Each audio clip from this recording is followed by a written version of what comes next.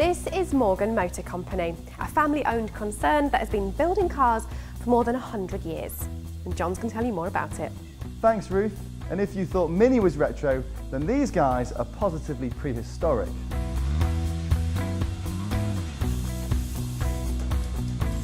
Morgan is one of the sole remaining independently owned British sports car makers that's been building cars on this site since 1913. Today the company just goes from strength to strength, employing 180 people and building 1,300 cars annually, with 70% of that stock going overseas. The first thing you notice when walking around the site is that Morgan likes to do things a bit differently. There are no robots here, for example, just loads of people building all these cars by hand. And the sense of history here is overwhelming. You can see it in the buildings, in the brickwork, even the generations of people that work here, all of which gives Morgan that very unique flavour. So Charles, in an era where you've got big car manufacturers either consolidating or buying up other car makers, what is the formula to Morgan's continuing success? Well, in a nutshell, I think it's fulfilling a niche. Everybody likes variety and spice, and we provide a little bit of variety.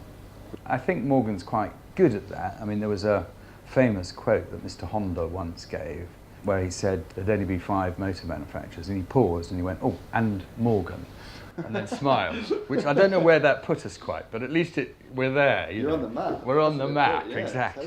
Totally. If you liked your Airfix models as a kid, then you will love this place. The frames are actually a mixture of ash and plywood that are physically bent into shape using really old-fashioned jigs. Next stage after that is the aluminium body, which again uses these huge rollers that's bent into shape to cover the frame. After which stage comes the paint shop. Then they go into introducing the pedal sets, the engine, the transmission, all the way up into final assembly.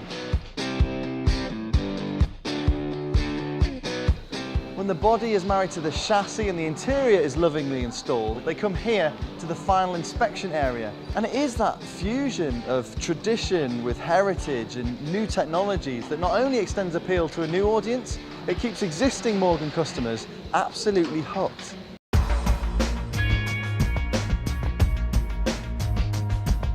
To conclude our great British journey, we're going to be driving a brand new version of the first car Morgan made back in 1910. This is the Morgan three-wheeler. It costs £30,000, has a 115 horsepower V-twin S&S engine mounted in parallel to 2 very skinny front tyres, while round the back there's a toothed belt which drives a single fatter rear wheel. Morgan describes it as a Spitfire for the road, and it even features the same starter switch you get on a jet fighter. It is absolutely bonkers, and I cannot wait to drive it.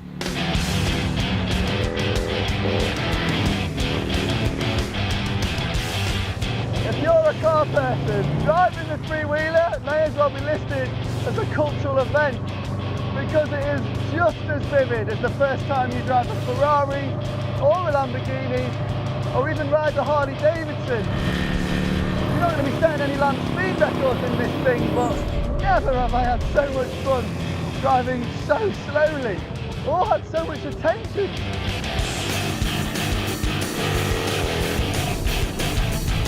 Practically speaking, there are a few issues. There's no roof, which could be considered a mild irritation in the UK, nor is there a proper windscreen if eating bugs isn't your thing. There's no servo assistance on the brakes, no power steering, no traction control, no ABS. My arm is actually getting burnt by the exhaust on this right-hand side. And I'm also now partially deaf in my right ear. But I really couldn't care less.